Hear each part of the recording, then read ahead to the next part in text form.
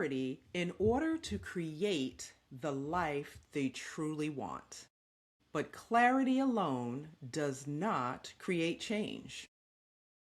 What actually shifts your life is understanding how you are wired, energetically especially, and learning how to work with that wiring instead of against it, like most of us are taught. Today's conversation is about self-discovery. Self-discovery beyond labels, mindset, and into the energetic architecture that shapes your decisions, relationships, and sense of purpose. Welcome back to the Expansion Room. This is the space where inner work meets impact. I'm your host and psycho-spiritual, and sometimes psychedelic guide, Shervon Laurice. And today I am joined by Dr. Eleanor Haspel-Portner, whose work sits at the intersection of psychology, neuroscience, and quantum energy science, and the ancient wisdom traditions. She recently read my astrological chart using the Four Worlds framework, and what emerged was not just insight, but a deeper understanding how my own energetic patterns shape my own life. Eleanor, welcome. I'm happy to see you Thank today. you. I'm happy to be here with you. Wonderful, wonderful. So let's just jump right in. So many people are deeply committed to their growth right now, right? Self-help is like all the rage. So a lot of people are in therapy, doing all the things. And they're doing a lot of mind work, right? Mindset work, and coming to a lot of understandings about themselves and gaining insight. Yet something still feels misaligned or stuck for a lot of people. So why do you think people can know themselves cognitively but still feel stuck? Well, that brings us right to my four-world framework, because we actually are spiritual beings living in an incarnated life. And the Tree of Life tells us that. It says, when you come into a body, you are here to remember that you're more than just a physical form, a physical being. You are a spirit. And what I've found in more than 50 years of being a clinician is that every person who ever came to me for therapy came because nobody had listened to their soul. And the pain was that they weren't heard. And they just wanted somebody to perceive who they were, to acknowledge it, and to not ask them to go against themselves. So when we speak about clarity, it's quite important to have clarity about our direction, about our goals, but most importantly, I think, it's about knowing who we are, knowing how we perceive energy. And so many people who I work with have intuition. They know what they know. My famous line to all my clients is, when you know what you know, and nobody can tell you you don't know, you're not selfish, you're not stubborn, you're not broken, you are aligned to yourself. And we've learned in psychology to do X, do a Y, pay attention, achieve. It's all out there. Yeah. And we need to ask, what's in here? What do we want? What do we resonate with? What feels congruent to our energetic frequency? Yeah. And that, so many people, especially when I'm doing readings for people, and I look at their noble energy map, which shows me how they are designed in all four worlds. and how those worlds come together over the first 3 months of life, which is where the natural physiology, genetics of us come together with the cosmic impact and the people around us. And we, as babies, interact and learn to be ourselves. So you have children, you know that at 3 months of age, if a baby doesn't reach for an object and smile at somebody, you worry. Right. You think, what's wrong with my baby? Because at 3 months of age, a baby makes choices. They reach for an object. They show preferences for some things over other things. It may be a blanket that they like to have covering them rather than something that's a rougher texture. Yeah. But what so many people don't realize is how energy sensitive they are to the energy of people around them. Yeah. And they can pick up energy and not know it doesn't belong to them. So then, if you're in somebody's presence and you're picking up their energy, how do you get clarity for yourself? Exactly. Hard. You have to be really tuning into yourself and saying, you know, is this right for me? Is this my energy? Right.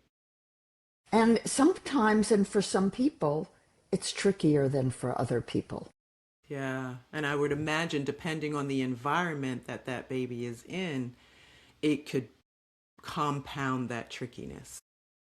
And the school, the nursery, the daycare, who are the people taking care of the child? How well do they listen to the heart and the soul of that child? When, you know, we hear about the terrible twos. Well, now when I think about terrible twos, I think about, wait a minute, who's being listened to here? Right. You know, should we maybe listen to the child and say, what do you want? How can I serve you so you feel complete instead of serving me so I'm not stressed? Yeah. That would So be a flip. well, you know, when I think back to what my own trajectory was in terms of consciousness, my children are 11 months apart by Okay. design. And so by the time my son was 2 years old, I had a PhD. And I studied with some of the best child psychologists in the world. And here's my child having temper tantrums or wanting something and not being happy when he didn't get it. And I didn't know what to do. And I was very committed to bringing my children up in line with their soul. And so I started studying. And I learned that communication is world specific. So if we want to talk to the soul, we need to use language of the soul. And if we want to use the mental waking world, we want to use practical, day-to-day, conscious communication. But we need to teach children, teach parents how to communicate in the appropriate energy to where the person is. And that's, you're a therapist, you know how tricky that can be. Indeed. Indeed. that takes self-awareness on the parents' part going forward, for sure. Well, as a clinician in practice for over 50 years, my search began with my children, but it continued with my clients because I found that when I was working with couples, for example, they couldn't talk to each other using mental world language. They needed to get into their soul and listen to the soul of their mate, or they weren't going to have a marriage that lasted. And doesn't that make sense? So understanding that psychology has been at fault in not teaching people the variety of communication skills so that they can be flexible and move between goal orientation and success in the world, and then come into themselves and make sure that what they're doing is really right for them. That's clarity. Indeed. Thank you. Yeah. And simply put, what are the other two of the four worlds? Worlds? Well, I mentioned mental waking. That's our daily life. I've mentioned the soul and spirit. That's who we are at the deepest part of our soul, of who we know ourselves to be. When we say I, who do we refer to? And who do we want recognized? Mm-hmm. Then there's the physical, biological world.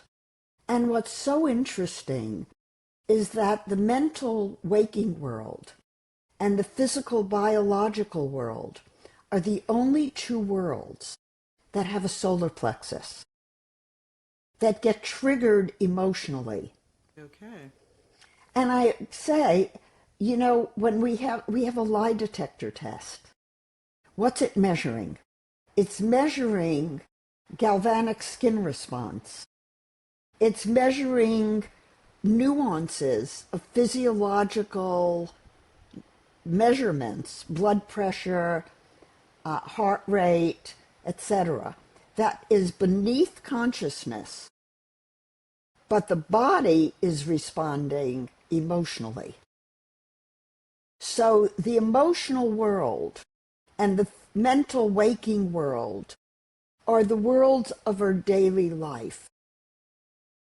If we're in our spirit, we're not emotional. We're at one. We're in our divine being.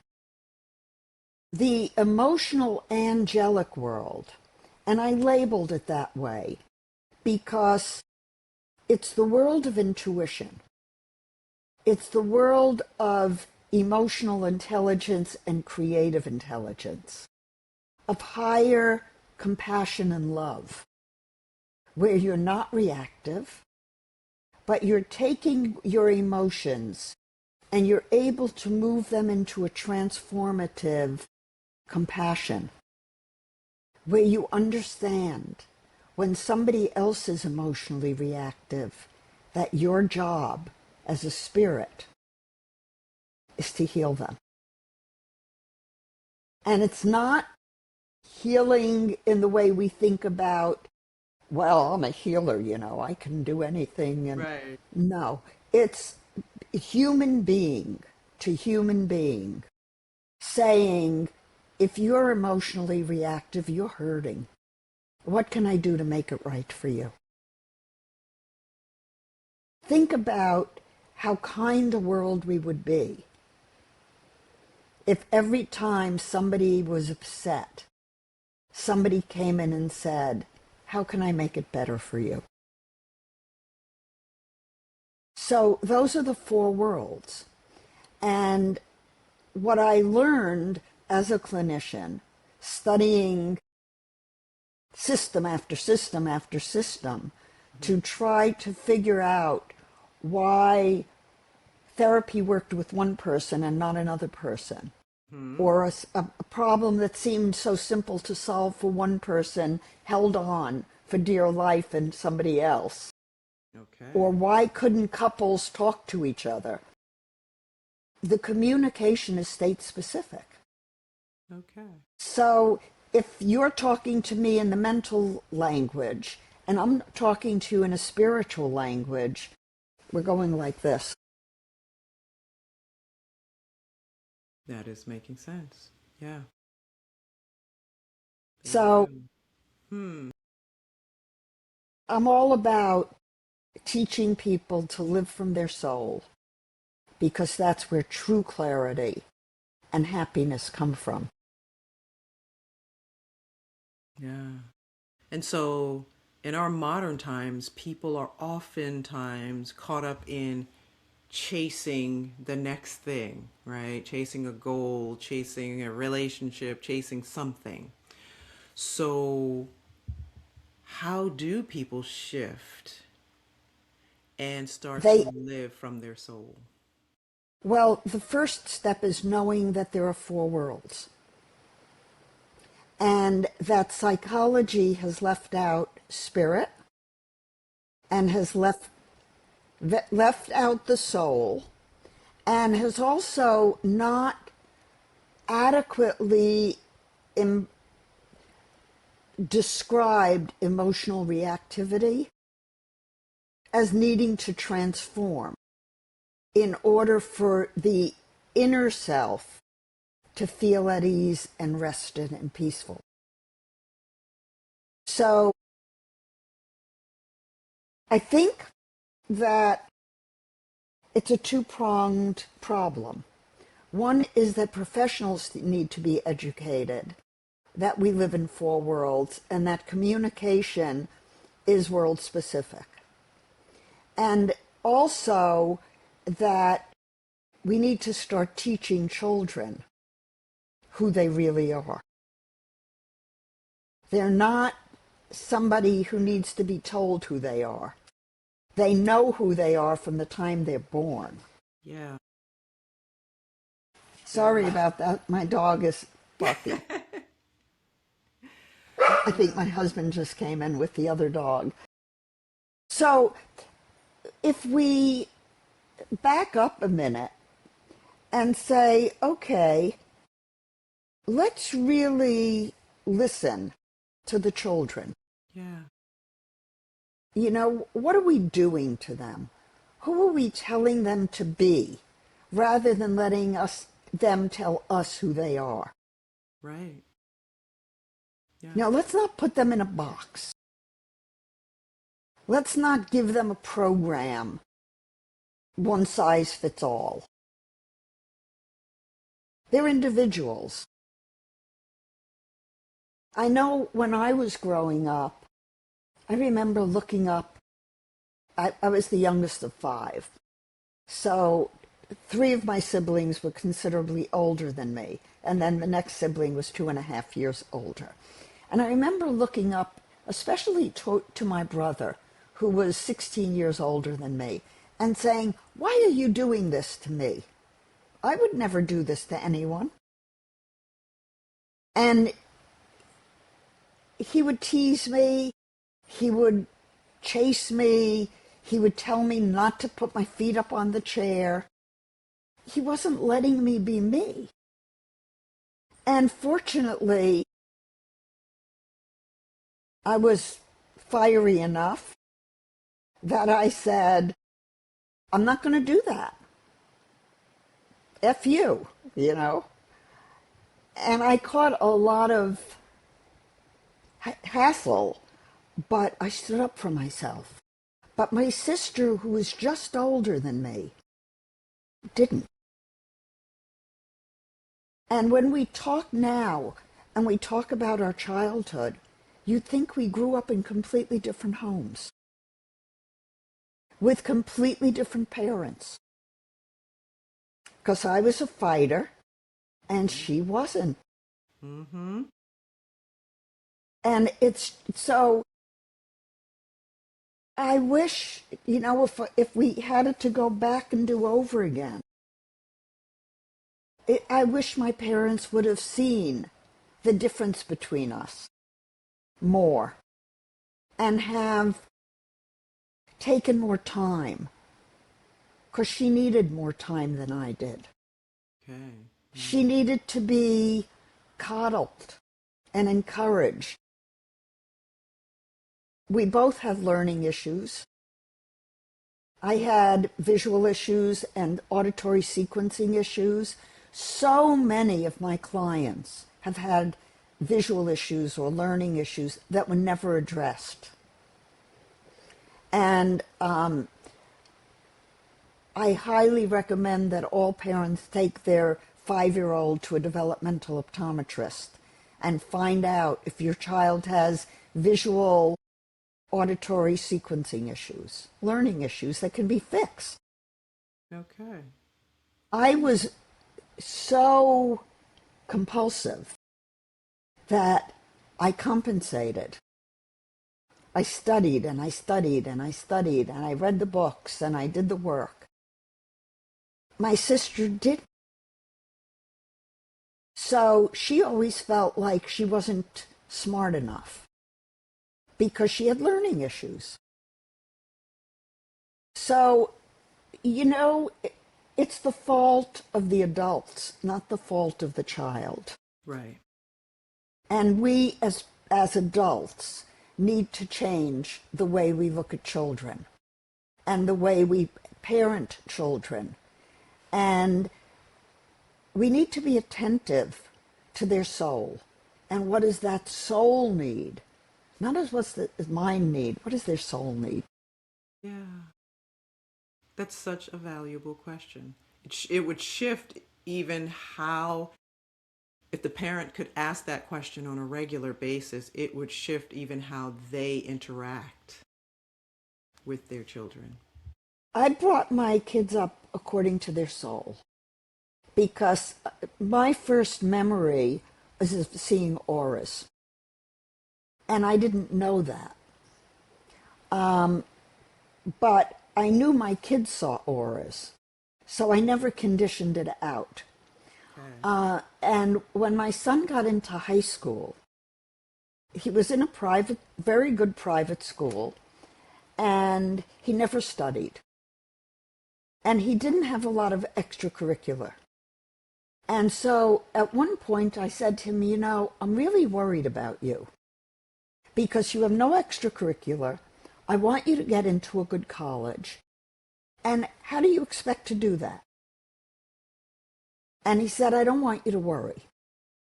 I said, tell me, how am I not going to worry when I don't see you doing the things I'm told you should be doing?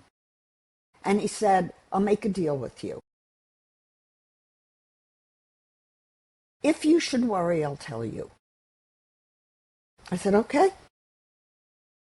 I'm off your case. You do it your own way. And if I need to worry, you'll come and you'll tell me. We'd have a deal? Yes. I let him be. Junior year of high school, he came to me and he said, you need to worry. I said, okay, what do you want me to do? He said, I want you to come talk to my teacher. She doesn't like me. And I do my best in my class, and there's nothing I can do that she likes about what I do. And I don't know what to do about it. So I said, okay. So I went in, and I met with the teacher and my son, and we had I don't even remember what we talked about, but it was resolved. He told me I didn't need to worry anymore. He got A's in her class after that. He got into Brown early admission. Okay, well, there we go. So I trusted him. And the reason I'm telling this story is because as a parent, we need to talk to our children. And if they want to be trusted, give them the chance. Don't distrust them when they say, trust me, but tell them what your breaking point is. Because it's a two-way relationship. So I always treated my children as equals. Because on a soul level, we're equal. It's only from a chronological age and a mental world age that we're not equal. But in the eyes of God, we're equal. So Here we go. And as parents, we're I guess taught or told energetically that we're supposed to force outcomes. Right? Kids are supposed to behave a certain way, do a certain thing, and we don't always look at who they are first. and we need to. Yeah. If we want our children to be creative, innovative, unique, smart, we have to trust them. There we go. And so where does embodiment fall or fit in to the Four Noble Worlds, right? The four worlds that you've kind of I would outlined. say it. I would say it manifests through the emotional angelic world. Okay. I'm a meditator. I've been doing transcendental meditation since 1974, every day. And Maharishi Mahesh Yogi said, he called it the science of creative intelligence. And he talked about creative intelligence. Now, we talk about emotional intelligence. Emotional intelligence is really creative intelligence. It's taking the mental waking, physical, biological reactions of our day-to-day life and taking them to a higher frequency of understanding, analysis, and energy. So while we may... Recently, I've been writing a mission statement for myself. And it's a good example because I've written and I've written and I've written, and they weren't right. They just weren't speaking to me. And then yesterday, I wrote one out, and I went, yeah, this is it. Okay. So when we have that inner feeling of peace, of joy, of recognition that there's an alignment within the self, that's who we are. And that's what we can stand on. And that's what we can be proud of. And that should exist every day in our life if we're living in accord with who we really are. There we go. And that's what I've transformation really is, right? Coming home to exactly who you really are. Not that you're creating something new out of nowhere. It's coming back home to who you are, becoming the person you were always meant to be. and not compromising. Yeah. You know, I've only had two jobs in my life. I taught college for 3 years, 2 different places. And at the end of my 3rd year teaching, I quit. And I said, I can't do this anymore. I can't teach people to get a PhD so they can teach people to get a PhD. I said, I need to teach people how to live a quality life that feeds their soul. And so I went back, got my postdoc, and got my license, and never looked back. And I've never worked a day in my life because I love what I do. And all of us deserve to love what we do. So if you're listening and you don't love what you do, what do you love? And how can you get there? And how can you do that in your life? Because at the end of your life, you want to look back and say, I love my life. That's clarity. Indeed. That's beautiful and well said, indeed. That is so, in our changing landscape of our world right now, that is, I think, a valuable question, because people are losing their jobs, losing employment left and right, and so often, instead of taking the pause, people feel so stressed that they have to find another job immediately, rather than pausing to ask themselves, what do I love? What do I really want to be doing in the world? Mm-hmm. When you do your psychedelic therapy, Yeah. that is opening people to their soul. Absolutely. I've had people come out of that therapy, that type of therapy, knowing what business they wanted to start, knowing what degree and where they wanted to go do that degree. People come out of those experiences very often with greater clarity. Because they let the boundaries of the world disappear. Yep, they fall. And suddenly all they're in is who they are.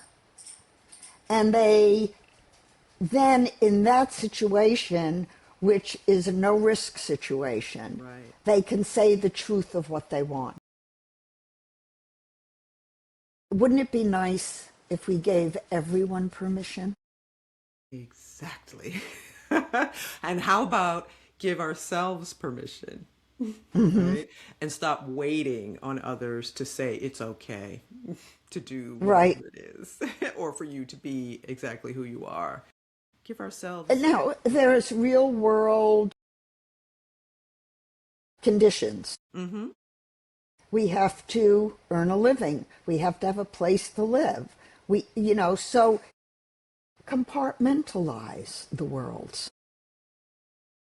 Don't let one world contaminate another. Okay. If you're in a job and you have to work your job, okay, so do that.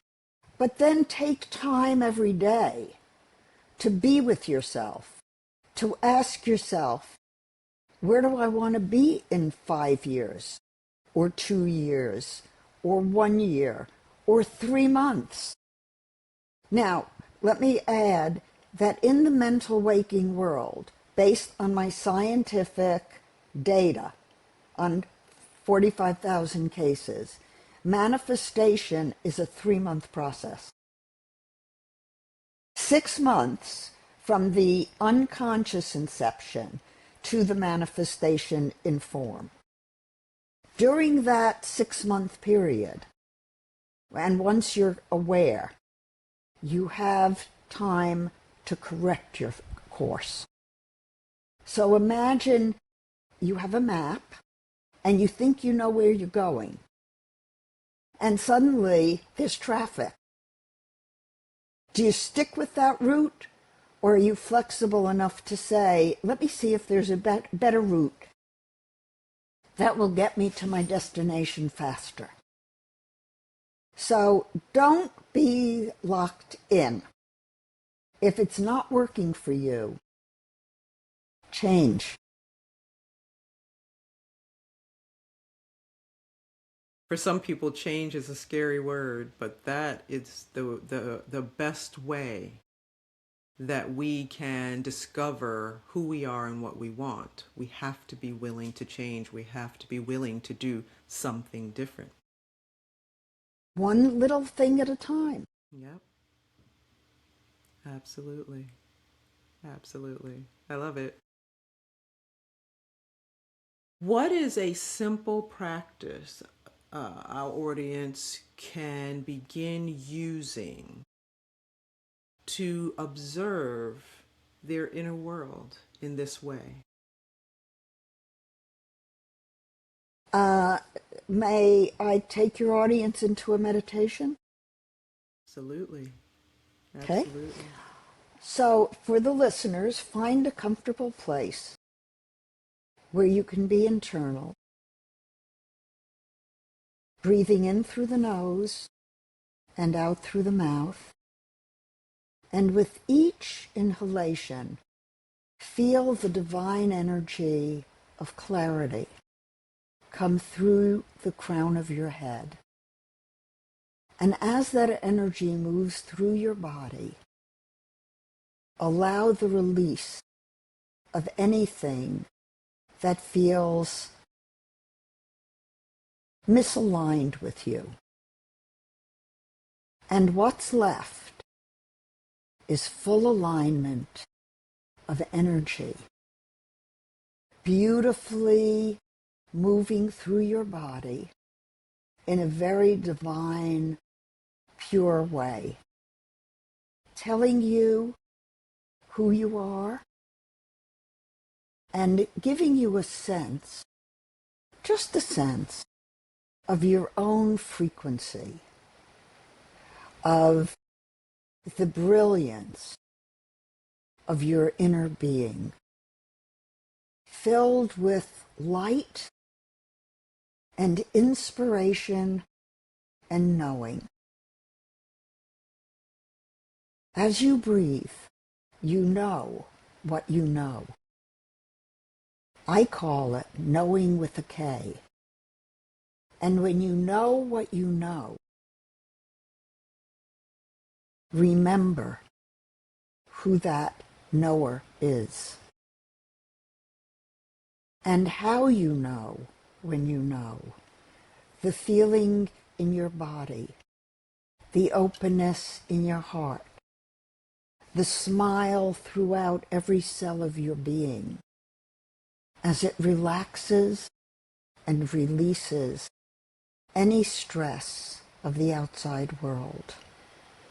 After all, you're a biologic, energetic being,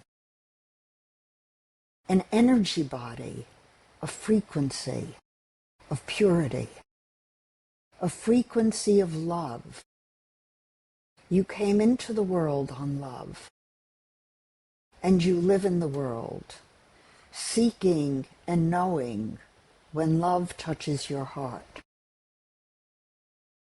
And love is there for you all the time. Anytime you want to touch into yourself and acknowledge the love you have for who you are. And after all, we all hold on to who we are. And that means we love ourselves so deeply that we're not willing to compromise the core of who we are for anyone or anything outside of ourselves. Have the courage to be visible, to stand up for that loving being you really are, and to attract the other energetic beings who align with you congruently, who recognize you and who know you. Most of all, know yourself. Take a moment and just be. I'll be silent and give you a moment to just be.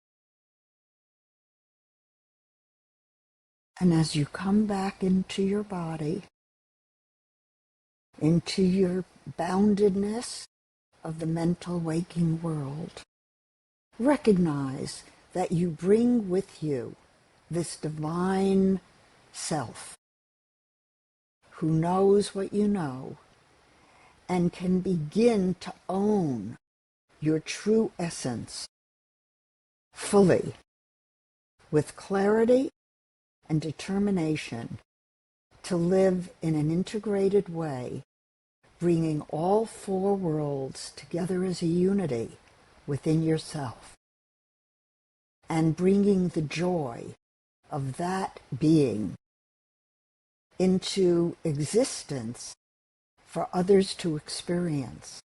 What a gift you are as you bring that joyfulness, that peacefulness, and that divinity, and you bring the love of yourself to expression as you connect with other people. From this place of clarity and unity and love, come back into the waking body, wiggling your fingers and toes, feeling your boundedness. Count of 1, coming back into your body. 2, opening your eyes. 3, fully awake, alert, and ready for the rest of your day.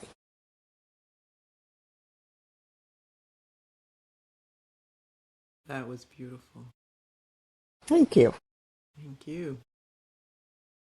Thank you. That was perfect. I don't often get to, in the middle of my work, take a time. I usually have morning or evening. Thank you. Well, maybe midday would be a good time to take 2 minutes. Right. And do it. Indeed. Check back with yourself. You know, so many of the listeners are sensitive to the energy around them. So taking time periodically in the course of your day to just touch back inside and get a reading. Are you yourself, or did you pick up energy from outside? Right, exactly. When I used to meet with clients in the office, I had more of a practice of doing that because I could feel that energetic exchange in that face-to-face experience. Absolutely. Absolutely. Yeah, there's more distance when we're on the computer. Mm-hmm. Yeah, yeah, indeed. Well, Eleanor, thank you. It has been a pleasure, as it has been in the past, to talk to you today. And thank you so much for sharing your wisdom, this idea of the four worlds that you have created and clarified. And thank you for the meditation. It's been a You're welcome. wonderful experience, and I'm hoping that the audience finds that as well for them. If anyone is looking to reach out to you, where's the best way for them to contact you? Well, my website is nobleenergywellness.com, and there is a four-world assessment on there that is free. And then they can schedule a short time with me to go over it. But if you go to my website, you can also book a reading with me or find out what I'm teaching and what other things I'm doing. I'm also on LinkedIn and YouTube. Excellent. Thank you so much. And to the audience, thank you for tuning in. And if this conversation resonated with you, and I hope it did, I invite you to pause before you rush into your next decision or your next goal and allow yourself to touch inward. And as always, if this episode spoke to you, I invite you to share it with someone who you believe would benefit, and like and subscribe on whichever platform you're listening to this podcast or watching on YouTube. I'll see you next time here in The Expansion.